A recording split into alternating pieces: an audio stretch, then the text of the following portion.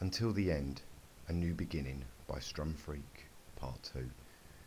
Bon Bon's eyes had basically run dry, as she could no longer cry but sniffle while lying over Lyra's lifeless form. She finally accepted that all she wanted was to be with Lyra, and while she wasn't sure there was any chance they'd be together after death, she knew whatever was waiting had to be better than living without her. Lyra too craved Bon Bon's presence. As much as she thought she deserved to suffer without her, she longed for just one more cuddle, one more "I love you." She sighed and too lay on the spot unable to cry anymore, from having exhausted too many tears already. Unable to handle the thought on her mind anymore, Bon Bon made her final decision. If she had to die to attempt to be with Lyra, then she would do what needed to be done. She couldn't tell if there was even a place ponies could end up after their death.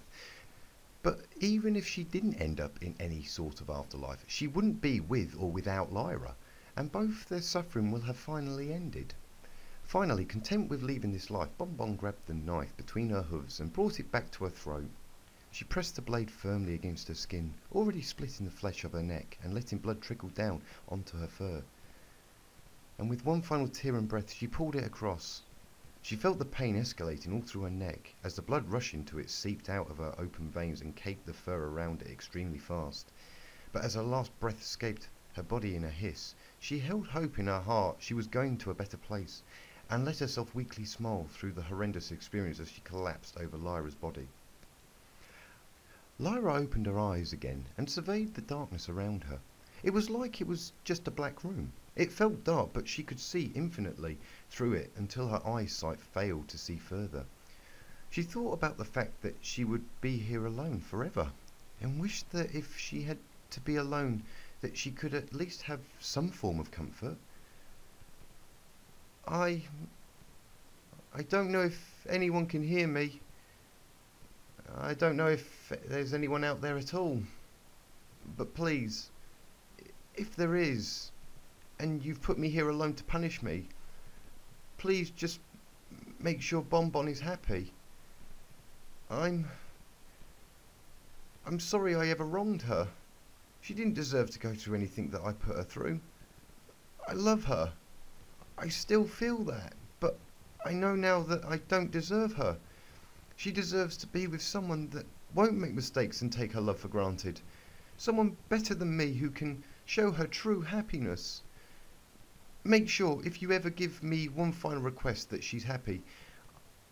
I can be content and comforted just to know that she'll be happy without me. So, if there's someone listening, take care of Bon Bon. Just forget me and let me suffer as I deserve to. Lyra spoke aloud, her voice echoing through the darkness. The pain in her heart was increasing, and knowing she never got to say goodbye had given her something to regret.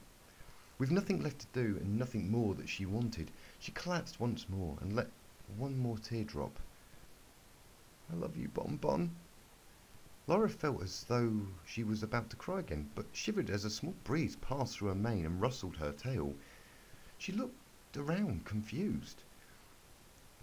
Where would a breeze be coming from, she thought to herself. She looked around for a bit, wondering if she'd imagined it, but without warning was hit with not just a breeze, but a gust of more wind. The wind was strong and starting to sting her eyes, causing Lyra to cover them and turn around. But to her shock, she saw the wind seemed to be forming wisps of light, which were travelling into a ball not far ahead of her.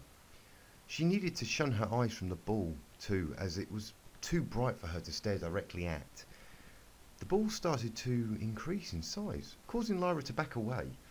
She crouched down, wondering if something she'd said was causing this, and started to worry that she may have said something that upset whoever might have been listening, even though she was sure no one would hear her.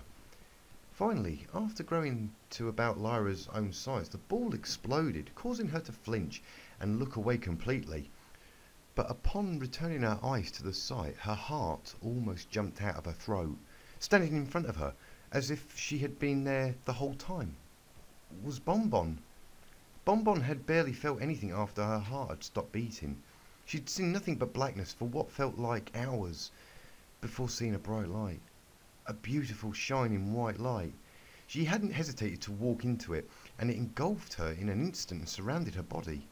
She had no idea what would happen, but as if the strange ball of light had read her mind and found what her greatest desires were. The next thing she knew, the light was fading around her before disappearing completely and revealing the love of her life standing before her.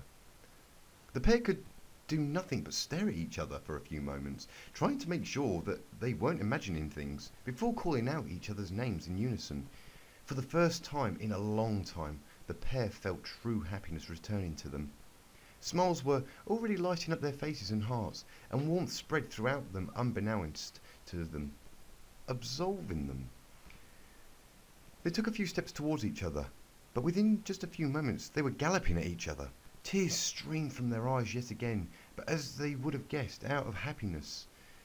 The pair finally together again, threw their forelegs around each other, and the feelings they'd been longing for so long returned. The hug felt as perfect as the one they shared when they fell in love. The unspoken connection between them was enough to tell the other what to do next.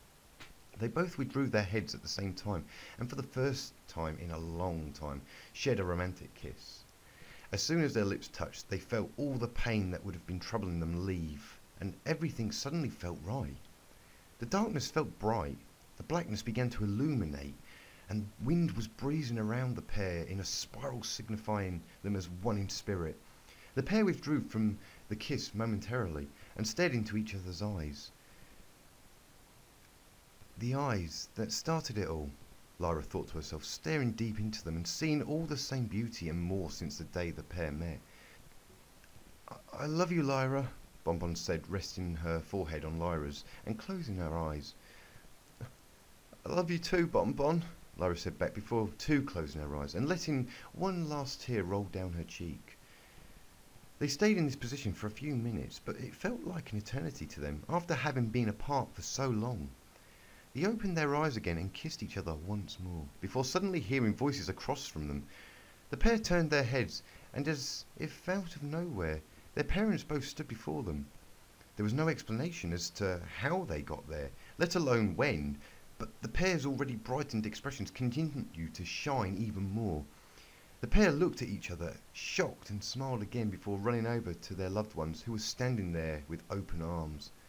Bon Bon leapt into her mother and father's embrace, doing her best to wrap her forelegs around them both, as Lyra did the same for her parents.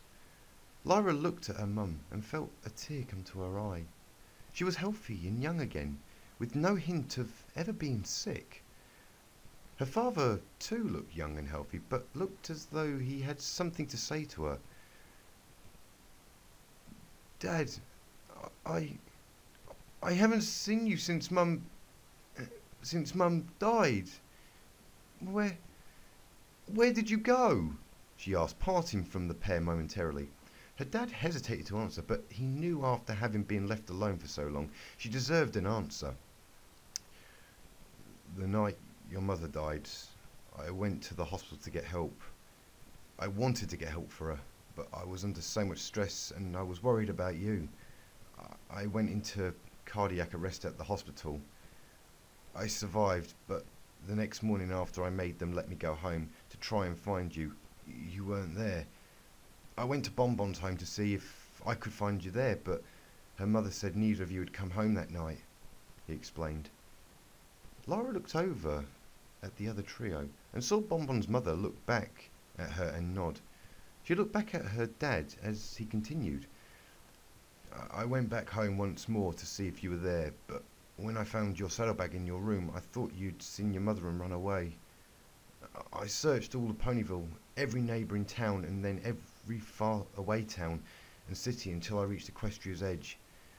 I wanted to come back, but I was far too sick. I had no medication for my heart, and the doctors had told me that if I didn't take it easy, I'd have another heart attack.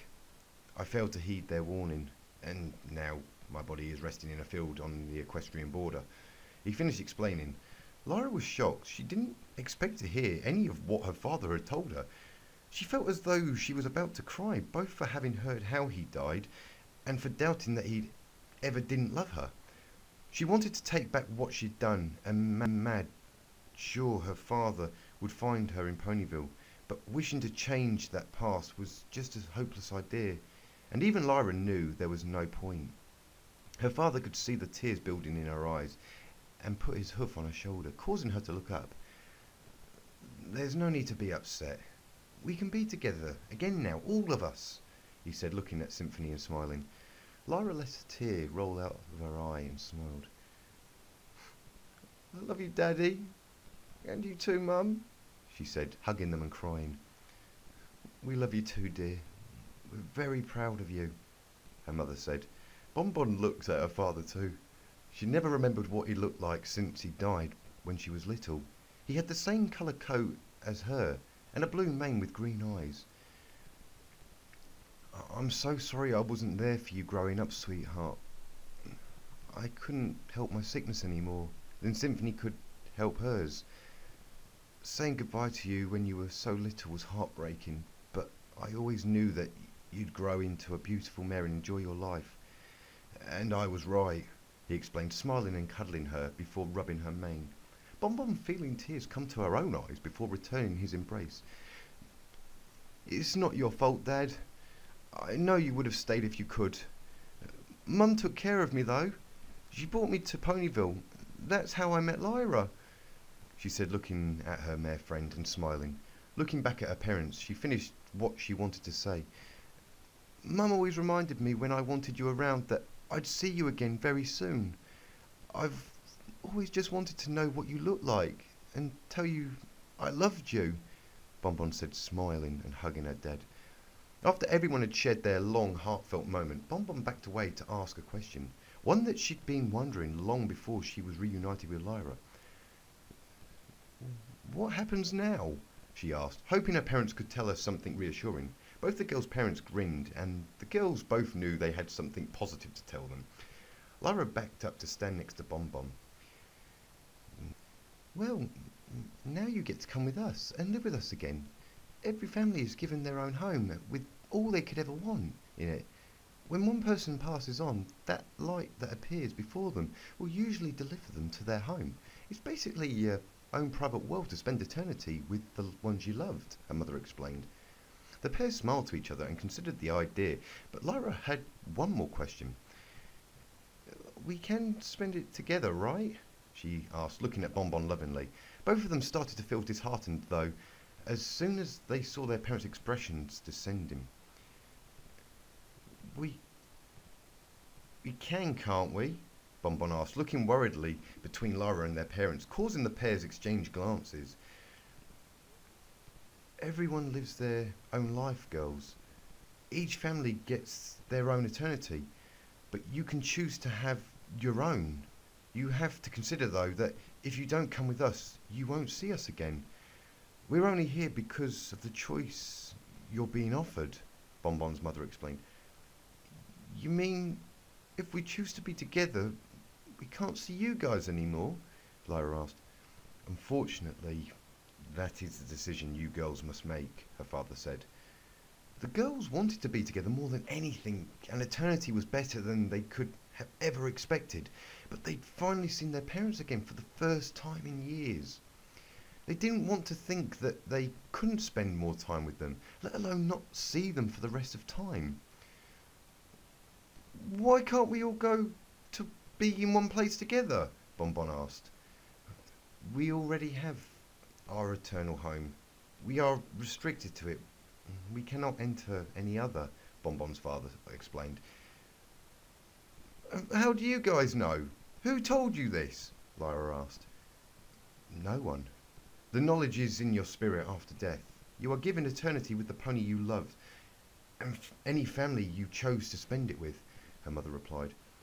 Suddenly, behind the pair's two glowing balls of energy popped and expanded, turning brown and becoming rectangles before they stopped morphing and formed two houses' doors, both of which swung open, revealing rooms behind them.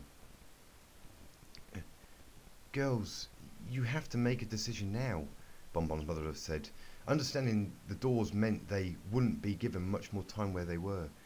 Bon Bon and Lyra looked at each other and at their parents. They wanted to think the decision through, but their minds had been made up from the beginning. We love you guys very much.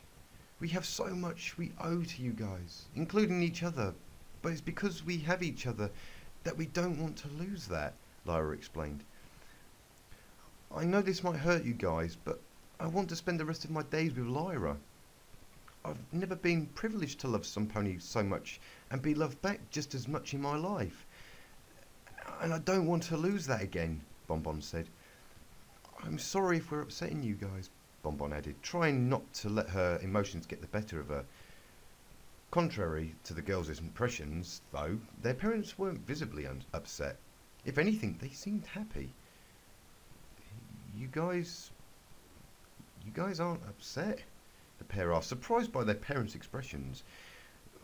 We'd like to be able to have the time with you girls, but knowing you'll be happy together is enough to make us happy, Lyra's mother said, with the others agreeing by nodding. The pair smiled and walked forward, hugging their parents, both of the pairs telling their daughters that they loved them before sharing a final goodbye. You girls are perfect for each other, their parents told them before turning around to enter their eternal home for the last time. As they entered it, they turned around and gave the girls one last wave, all of them calling out that they loved their daughters before the door shut and faded from existence.